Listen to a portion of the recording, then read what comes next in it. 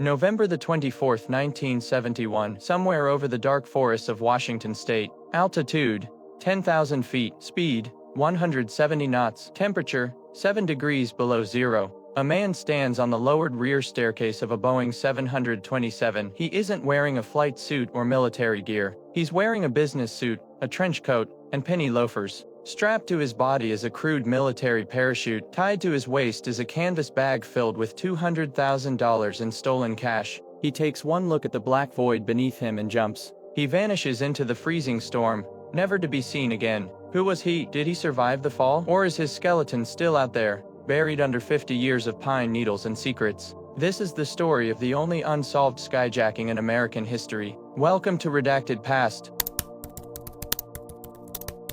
The story begins like any ordinary travel day. Portland International Airport, Thanksgiving Eve, the busiest time of the year. A man approaches the Northwest Orient Airlines counter. He gives his name as Dan Cooper. He pays cash for a one-way ticket to Seattle, $20. He boards flight 305 and takes seat 18C. He orders a bourbon and soda. He is polite, calm, and quiet. Nobody suspects a thing. Shortly after takeoff, Cooper hands a folded note to the flight attendant, Florence Schaffner. She thinks he's just a lonely businessman, trying to give her his phone number, so she puts it in her purse without looking. Cooper leans forward and whispers, "Miss, you'd better look at that note. I have a bomb." Schaffner opens the note. It is printed in neat, all capital letters. Cooper opens his briefcase to show her the proof, rows of red cylinders, and a battery. But here is the strange part. Cooper wasn't aggressive. He didn't scream. He requested, politely, that the stewardess sit beside him. He even paid his tab for the drink. His demands were specific: $200,000 in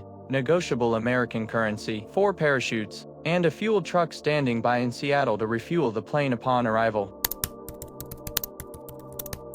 The pilots relayed the message. On the ground in Seattle, the FBI scrambled. They photographed 10,000 $20 bills, hoping to track him later. Flight 305 circled Seattle for 2 hours while the money was gathered. When they finally landed, Cooper orchestrated a tense exchange. He released all 36 passengers and 2 flight attendants. In exchange, the FBI handed over the money and the parachutes. The passengers had no idea they had been held hostage until they were safe inside the terminal. Now, only Cooper and 4 crew members remained on board. He gave the pilot, William Scott, strange flight instructions. "Fly to Mexico City," he said, "but fly low, under 10,000 feet, wing flaps at 15 degrees, landing gear down, and leave the cabin unpressurized." The pilots argued that the plane couldn't fly that slow and far without refueling again. They agreed to stop in Reno, Nevada. At 7:40 p.m., the 727 took off into the pitch-black sky.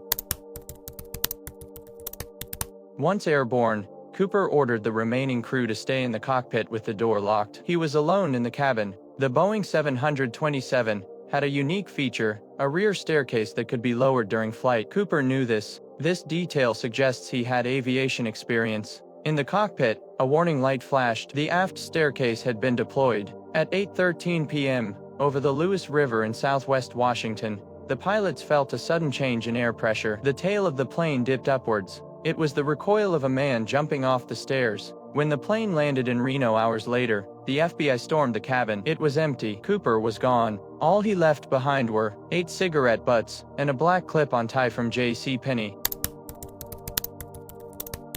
The manhunt that followed was massive. Soldiers, helicopters, and even a submarine searched the likely drop zone. They found nothing. No parachute, no body. Theories ran wild. Did he survive? The jump was suicidal. It was pitch black, raining, and he was wearing a trench coat, not a jumpsuit. He landed in rugged wilderness. The case went cold for 9 years. Then, in 1980, a miracle. An 8-year-old boy named Brian Ingram was digging a fire pit on the banks of the Columbia River. He found 3 bundles of rotting cash. The serial numbers matched the ransom money, but this discovery only deepened the mystery. The money was found miles away from the calculated drop zone. Did it float down the river, or did Cooper bury it there, intending to come back?